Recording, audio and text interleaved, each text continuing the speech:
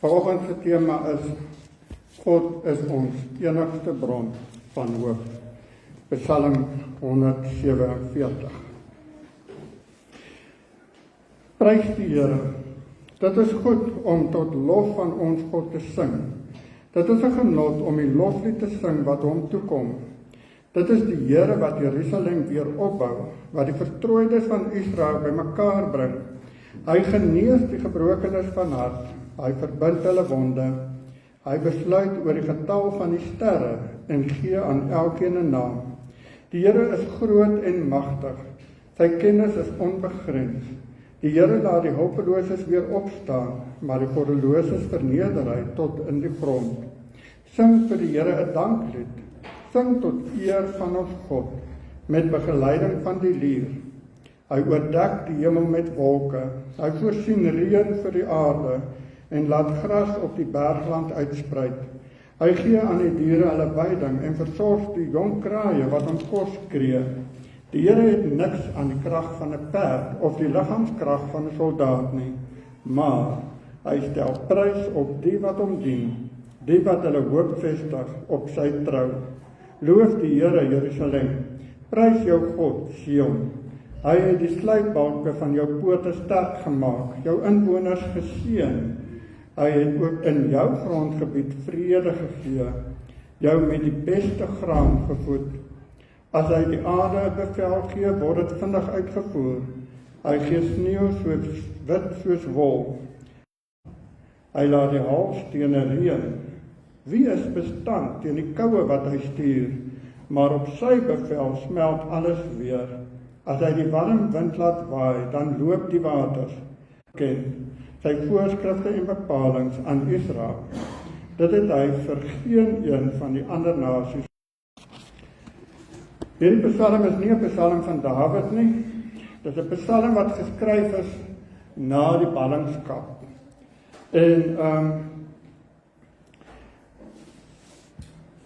ons weggevoer vir 'n tydperk van 70 jaar in ballingskap en toe het hulle weer teruggekom Jerusalem toe. Nou wanneer 'n mens so in ballingskap is, dan voel dit naderhand vir jou, hoeveel nog? En ek dink die laaste klomp jare kan ons vir mekaar ook sê, nou wat nou nog? Dit was COVID, dit was, noem dit maar op, dit was droogte, dit was oorstromings.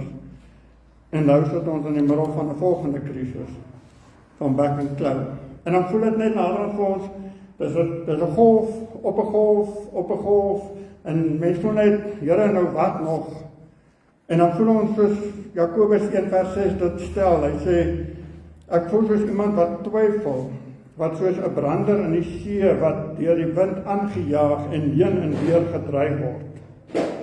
Want net as jy dink, nou gaan ek asemhaal, dan kom die volgende golf, en jy kry nie asem. Ek weet nie wie van julle het al in daai branders vasgevang gewees, dat jy so moet snak om bo te bly nie.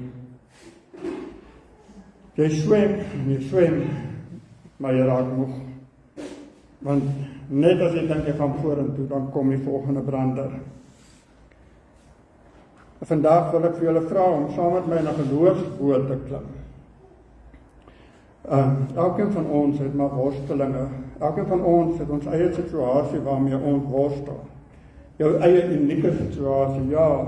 Ons praat van die back and claw, maar back and claw affekteer elke persoon wat vandag in hierdie kerk sit.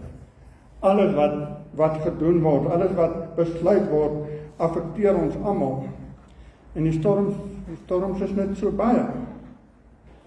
En daarom vra ek dat ons almal vandag in 'n geloofsboot gaan klim en net vir mekaar sê, maar God is ons enigste bron van hoop. Daar is nie 'n ander bron van hoop nie. En wat leer ons hier in Psalm 147? Die skrywer van Psalm, en dan gaan baie van julle vir my vra, maar hoe kom dit ons sing? Kyk hoe lyk dit, kyk waarmee ons besig. Ons is te gestres om te sing. En 'n paar ander gaan sê, maar ek kan nie sing nie, ek sing vals. Maak dit nie saak hoe jy sing nie. Vandag moet ons begin om te sing. Dit is goed om tot lof van God te sing. Dit is wanneer 'n mens in 'n situasie is wat vir jou moeilik is, dan is sing die laaste ding waaraan jy dink. Want jy moet uit hierdie krisis uitkom, jy moet planne maak, jy moet probeer om, wat gaan ek doen, hoe gaan ek nog hier uitkom, en dan is sing die laaste op 'n ou se lysie. En een ding wat ek ook besef het, wanneer 'n mens so in 'n krisis is, dan lag ons ook nie meer nie. Want ons is so besig om in hierdie krisis te oorleef, dat ons nie meer lag nie. En dan gaan iemand my vra, maar is daar rede om te lag? Nou kom ons begin om te sing. Wat het Paulus en Silas gedoen in Handelinge 16? Hulle was gevang. Hulle was in 'n tronk gegooi. Hulle was in 'n donker gat gegooi, never mind 'n tronk. Hulle hande was vasgebind gewees. Hulle kon nie eers voor hulle sien nie. En volgens oorlewering hoe daai tronke gelyk het, weet nie, die van julle was al by die kasteel gewees in die Kaapstad. Daai gat, dis stiknag donker en dit is nog die humiditeit is nog hoog en daar's rotte en alles wat daar loop. So jy is daar vasgebind in al hierdie elemente wat jy moet hanteer. En dan is Paulus en Silas in die tronk, nie omdat hulle iets verkeerd gedoen het nie, maar omdat hulle Jesus Christus as die verlosser bely. As jy nou nog in die tronk land omdat jy droog gemaak het, dan is dit nog oké, maar as jy in die tronk beland omdat jy glo dat Jesus Christus die verlosser is, dan gaan ons almal sê, maar dit is onregverdig. Dit is wat ons vandag ook kan voel, maar daar is baie dinge wat onregverdig is, want wat het ek verkeerd gedoen om dit te verdien? Maar wat doen Paulus en Silas? Hulle begin lofliedere sing, daar in die tronk. Daar, want hulle niks kan sien nie, hulle is bewus van mense om hulle is bewus van, ons is in 'n situasie waar ons heel moontlik nie lewendig gaan uitkom nie. Want ook Paulus en Silas het nie geweet dat die boeie gaan afval en die tronkdeure gaan oopgaan. Hulle het dit nie geweet nie. Ons weet dit, want ons lees die boek. Ons is nou in die tronk. Ons is nou in hierdie situasie. En Paulus en Silas begin net lofliedere sing. En dan staan daar, en die ander gevangenes was verstom. Hoekom is julle happy? Hoekom sing julle lofliedere? Kyk die situasie waarin ons is. En dit is die eerste wat hierdie Psalm vir ons wil leer. In hierdie situasie waarin jy vandag is, so moeilik as wat dit is, begin om lofliedere te sing. Begin om, en ek wil jou uitdaag, moenie net gospelmusiek in die agtergrond opsit nie. Begin om lofliedere te sing. As jy by jou plaas kom tussen jou beeste, begin lofliedere sing. As jy tussen die groente is, begin lofliedere sing. As jy by jou huis besig is met jou take, begin lofliedere sing. In jou situasie, by jou besigheid. Begin lofliedere sing. Ja, 'n paar mense gaan jou aankyk en waar was jy gisteraand? Maar as ek en jy kan begin om lofliedere te sing, dan begin ons eintlik die situasie wat ek nie kan verander nie, aan God oorgee. En ek begin besef dat God is my enigste bron van hoop. Daar was 'n groot oorlog in Israel gewees. En hulle het nie geweet hoe gaan hulle hierdie oorlog oorwin nie. En die Here het net vir hulle gesê, laat die sangers, die tempelsangers vooruitloop en laat hulle lofliedere sing. Gaan lees gerus in 2 Kronieke 20, vers 21 tot 22. Terwyl hierdie mense lofliedere sing, kom ek lees dit vir julle, dan weet julle dit staan rarig so in die Bybel.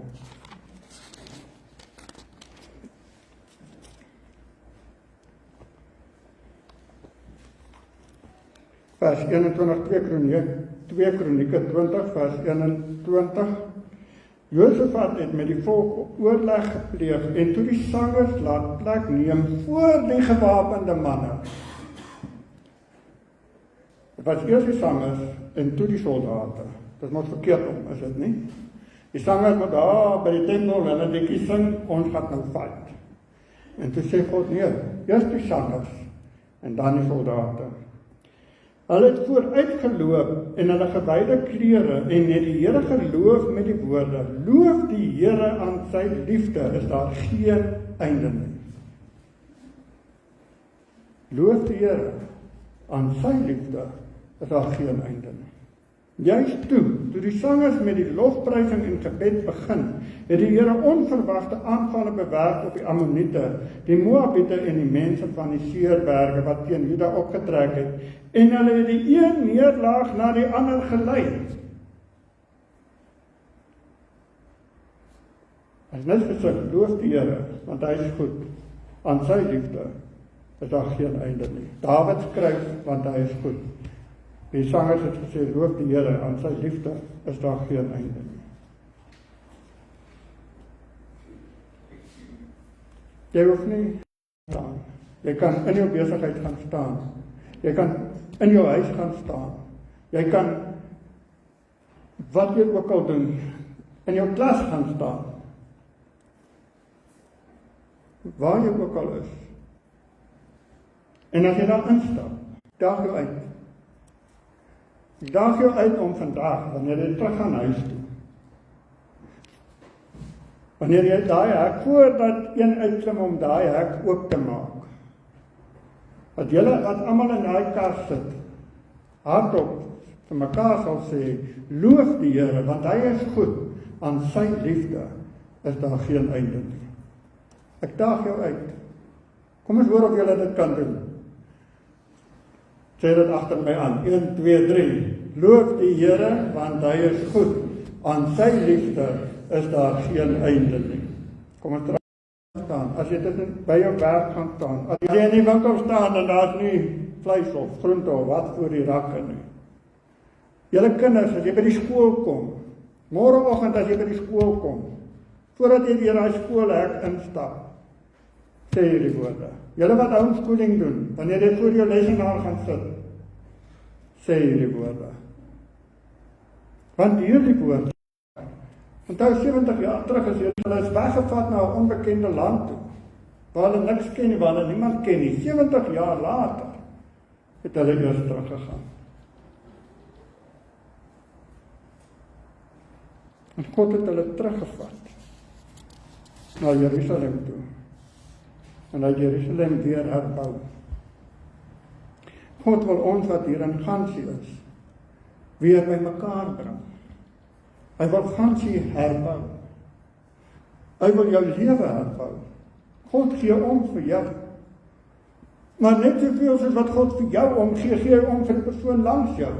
Gee hy om vir die ou in die straat. Gee hy om vir die ou vir wie jy kwaad is. Net so baie soos wat God vir jou lief is hy lief vir die een langs jou, voor jou, agter jou.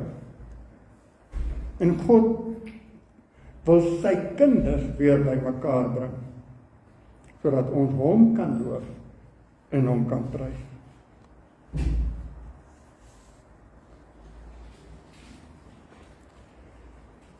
En meer as dit, hy is die een wat gebrokenes van hart genees. Elkeen van ons beleef maar die golwe van die lewe op ander maniere. Hier sit mense wie se harte nog stikkend is, oor goed wat gebeur het. Waar jou hart nog nie kans gekry het om heel te word nie, waar jy nog te seer is. Wanneer jy daai seer beleef, gaan staan net een kant en gaan sê net hierdie woorde, loof die Here want hy is goed, aan sy liefde is daar geen einde nie. En as jy die woorde vergeet, gaan eers Psalm 108, ek gaan seker maak, dat die regte Psalm, ek het nou nie heel gekry nie. Ja, Psalm 118, loof die Here want hy is goed, aan sy liefde is daar geen einde nie.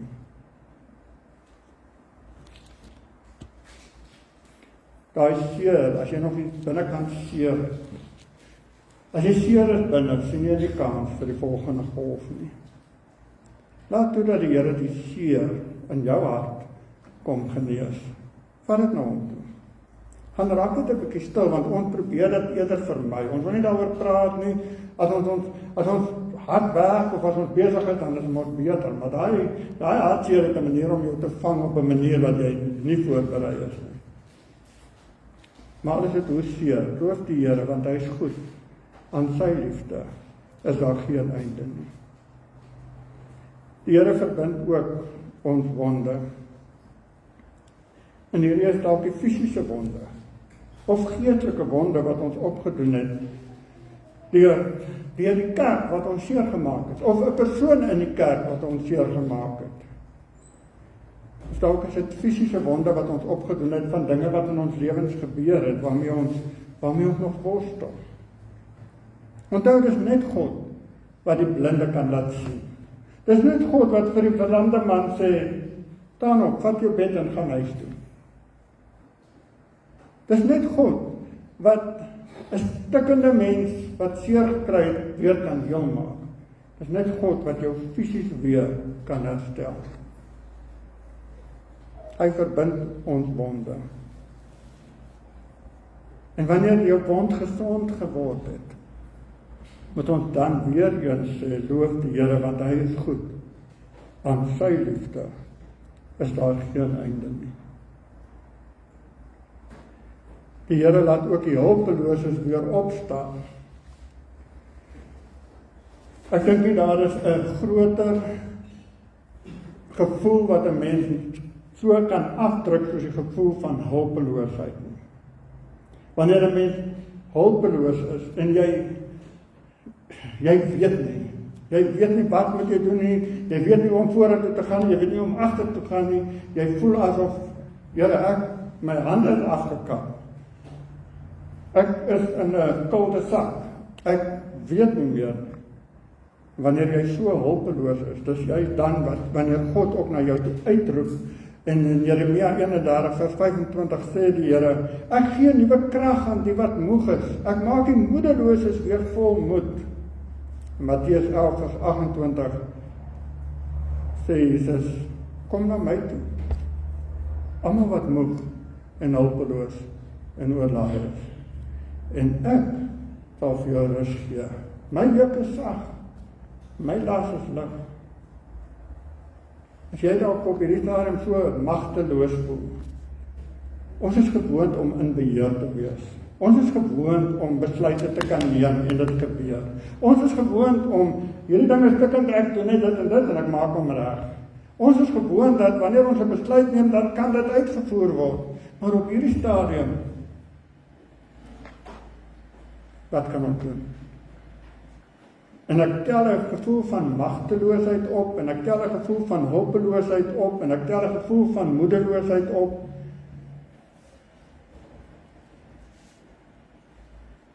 En ek wil vandag vir Gansie kom sê, en vir Botswana kom sê, die Here is die een wat die hulpelose weer laat opstaan.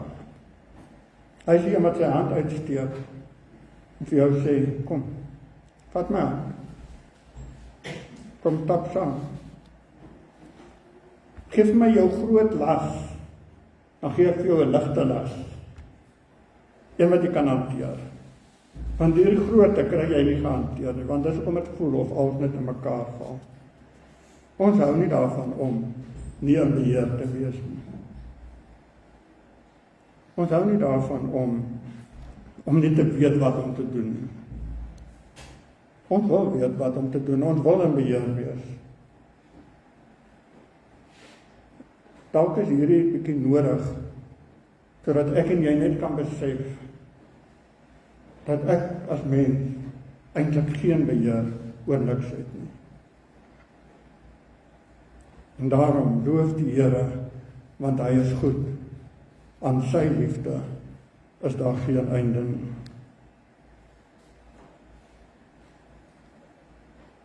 Dit is 'n loflied wat ons moet sing. En dan die volgende. Vers 7 sê hy, sing vir die Here 'n danklied. Sing tot eer van ons God, met begeleiding van die lier. Sing 'n danklied. Ons weet wat God alreeds gedoen het. Wanneer laas het ons dankie gesê vir 'n stukkie vleis wat ons kan eet? Ja, ons bid vir ons kos en sê, dankie vir die kos wat ons kan eet, sê net aan ons liggame, amen, pak weg. Maar deeldaad jy, wanneer laas het ons dankie gesê vir die kleinste goedjies? Dan rarig begin dankie sê, nee, Here, dankie vir alles. Dankie Here vir my vrou, dankie Here vir die voorreg om te lewe.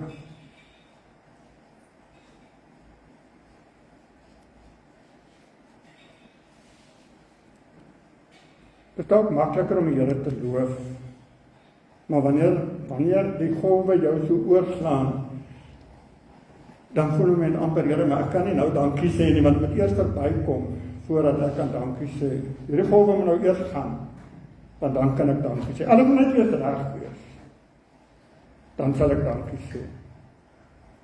En die psalmdigter wil ons leer om in elke omstandighede dankie te sê. Waarvoor kan ons dankie sê? Ons kan dankie sê omdat die Here die skepper is. Hy het alles gemaak. Hy is my skepper.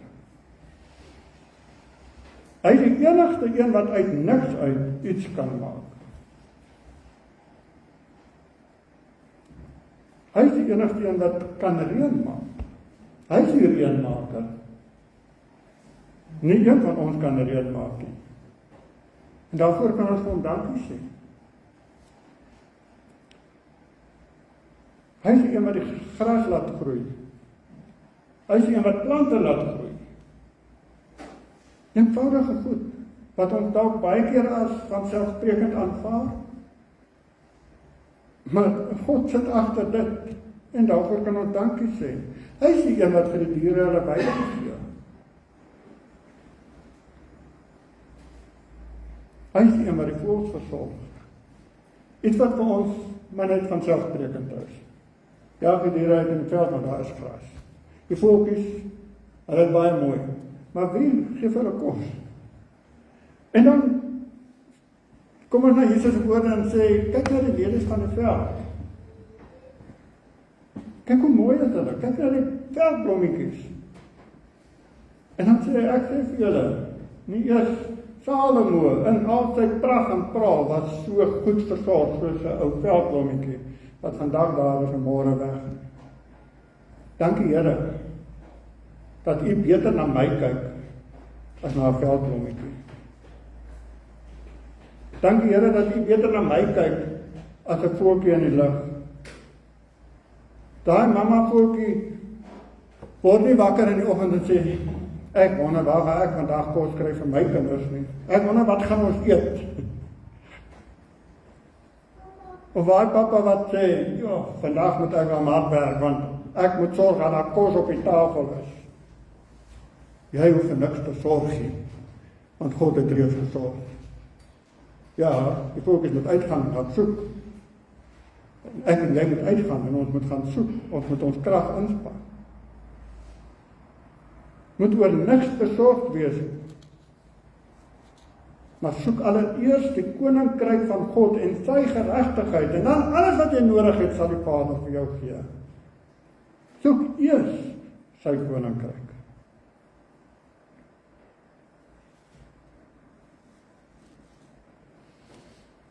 Dit gaan nie vir God oor mag en oor krag nie.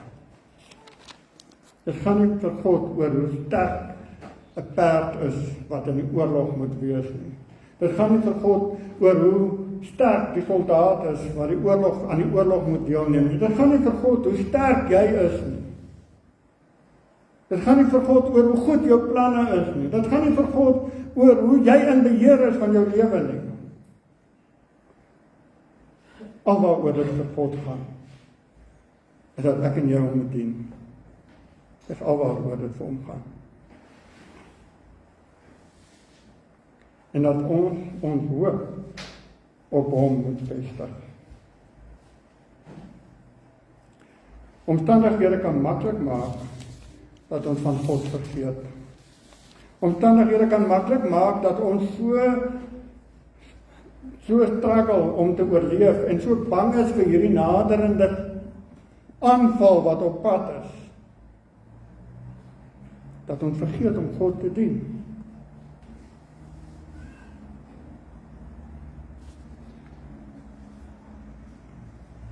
En daarom moet ons vir God begin dankie sê vir alles. Vir elke klein dingetjie wat jy uit sy hand uit ontvang. Wat ons so vanselfsprekend aanvaar.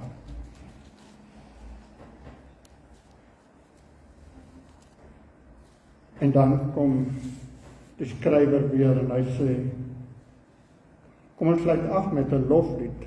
Loof die Here, Jerusalem, prys jou God Sion. Want hy is die een wat die sluitbalke in jou poorte sterk maak. Hy is die een wat jou inwoners seën. Hy is die een wat vrede gee. Hy is die een wat jou met die beste graan gee.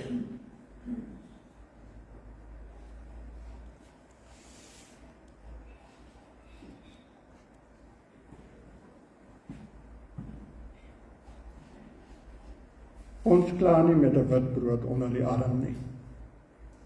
Ons klaar met 2 French loaves onder elke arm.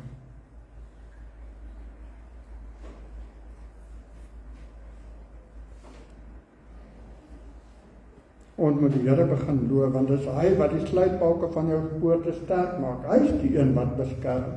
Hy is die een wat na jou kyk. Hy is die een na wie toe jy kan gaan in enige situasie. Hy is die een beskermer, die een by wie jy veilig kan wees. In hierdie omstandighede hang ons veiligheid net van God af. Hy is die een wat ons seën. Gaan kyk 'n bietjie na jou. God se vrede is nie die wêreld se vrede nie. God se vrede is vrede waar ek myself aan God onderwerp en waar ek besef dat al gaan ek deur die dal van doodskade weer, ek sal geen onhou vrees nie, want U is by my. Dis vrede. Die vrede om te weet dat God hierdie pad saam met my stap. Die vrede om te weet, ek weet nie wat môre voor lê nie, maar God weet. En ek moet hom ten volle vertrou vir die pad wat hy met my stap. Dit is nie altyd 'n lekker pad nie. Dit is partykeer maar 'n bitter, ongemaklike en moeilike pad. Maar hy is saam met ons. En dit gee vrede. En dis die vrede wat alle verstand te bowe gaan. Dis nie 'n valse vrede van, kyk, daar's nou nie 'n bekleierery nie. Maar dis 'n vrede om te weet, God is by my 24/7. En wanneer ons dit weet, in hierdie situasie waarin jy is, wanneer jy, waar jy ook al is, net hierdie besef het om te sê, ek is nie alleen nie. God is hier langs my. Hy is by my. Hy stap tree vir tree saam met my. En daarvoor kan ons hom loof. En hy gee vir ons die beste. Hy voed ons met die beste graan.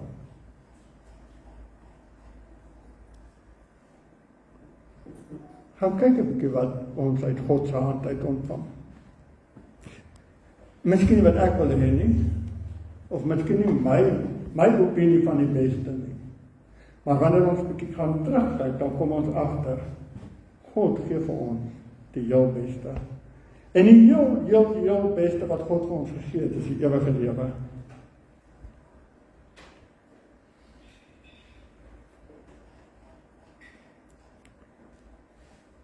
Mens hoor baie verhale waar ouers honger ly sodat kinders kan eet. As 'n mens dit kan doen. Imagine wat doen God. vir my en vir jou.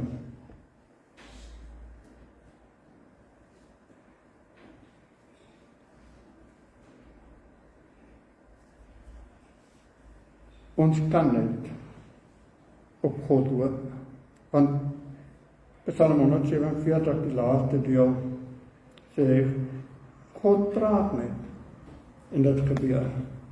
God gee net 'n bevel, en dit gebeur. God sê net, laat dit reën, en dit reën. Laat dit sneeu, en dit sneeu. Laat dit warm word, dat die sneeu kan smelt, en dit gebeur. God praat, en dit gebeur. God se woord is kragtig. Hebreërs 4 vers 12 sê, die woord van God is lewend en kragtig. Dit is skerper as enige swaard met 2 snykante en dring selfs tot in die skeiding van siel en gees en van gewigte en murg. Dit beoordeel die bedoelings van die hart. God kyk na my hart. Hy kyk na my bedoelings. God verstaan my. Hy weet waardeur elkeen van ons wat vandag in hierdie kerkgebou sit, waardeur ons gaan. En hy is ons bron van hoop. God het net gesê, laat daar lig wees.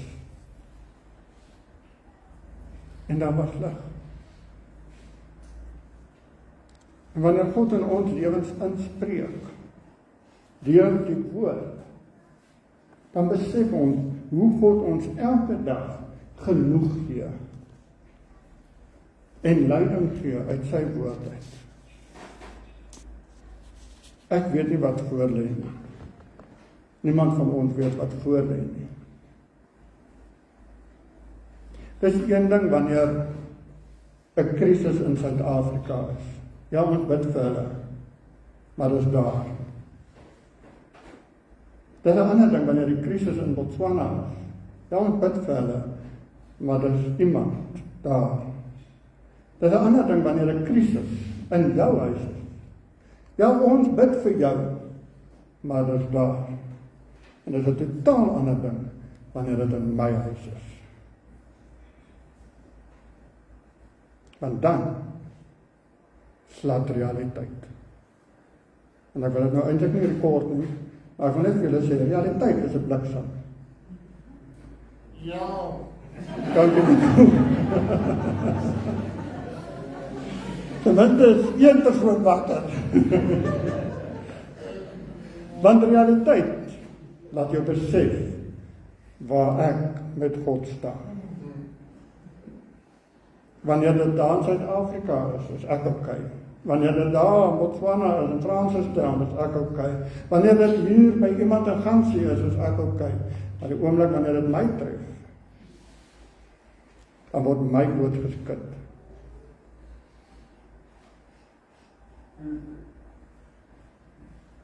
En wanneer my dood geskit word, dan vra God dat ek gaan moet lofliedere sing. Dan vra God dat ek met dankbaarheid dit aanvaar wat ek het. En dan vra God dat ek hom moet loof vir die onmoontlike waartoe hy in staat is. Ek weet nie wat môre voor lê nie, maar al wat ek weet is God is saam met ons in hierdie boot. Ons almal is in een groot geloofsboot. En daar is 2 verskillende verhale. En ek het met die kinders in dit daan geraak. Daar is 2 verskillende verhale. In die een verhaal was die disippels saam met Jesus in hierdie boot.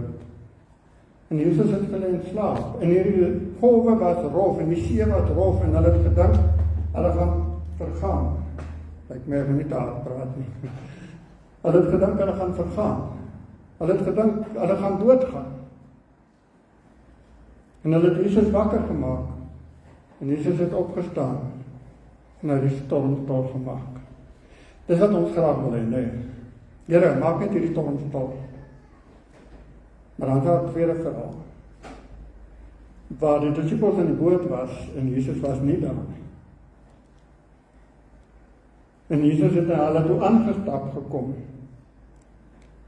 En hy het vir Petrus gesê, Petrus, klim uit daai boot uit. Kom na my toe.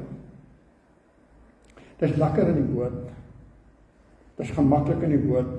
Dit is veilig in die boot.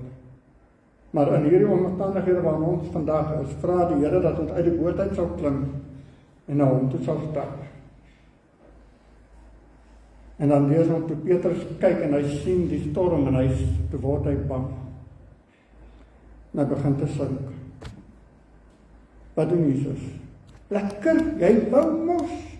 En hom gelos, nee. Jesus het sy hand uitgesteek en hy het vir Petrus gegryp. En hy het hom opgetel. Die een verhaal maak Jesus die storm stil. En die ander verhaal sê Jesus kom. En ek wil vir jou sê, in die storm waarin jy is op hierdie oomblik, kan Jesus een van twee goed doen. Hy gaan of dit stil maak, of hy gaan jou vra om uit die boot uit te klim.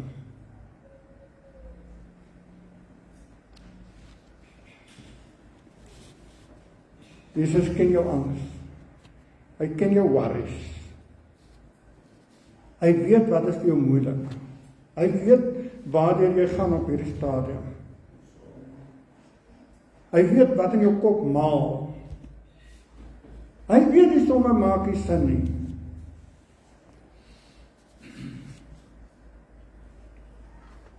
Al wat hy vra is dat jy hom begin prys, loof die Here want hy is goed. Aan sy liefde is daar geen einde nie. En al wat hy vra is dat jy hom gaan begin dankie sê vir dit wat jy wel het. Dit wat jy wel uit sy hand uit ontvang. En dan vra hy dat jy hom sal begin loof vir dit wat nog kom. Dat hy saam met jou deur hierdie sal stap. Deur die situasie waarin jy is, tot aan die ander kant. Mag God die bron van jou hoop wees, elke dag, in elke omstandigheid waarin jy jouself bevind. Amen. Here, dankie vir hierdie lewensles wat ons in Psalm 147 kan kry. Dankie Here dat ons kan besef dat elkeen van ons is in ons eie unieke situasie. En elkeen van ons het ons eie unieke bekommernisse en ons eie unieke uitdagings. Ja Here, ons weet nie wat voor lê nie. Maar Here, ons wil U loof want U is goed. Aan U liefde is daar geen einde nie. En Here, ons wil vir U dankie sê vir soveel seëninge wat ons nog steeds ontvang.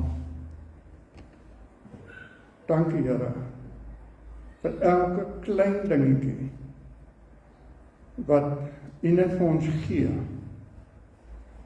En Here, ons wil U loof vir dit wat voor lê. Ons wil U loof omdat U in beheer is. Ons wil U loof omdat U weet hoe om ons te help om deur hierdie situasie te kom waarin ons is. Vader, dankie vir U liefde wat geen einde het nie. Amen.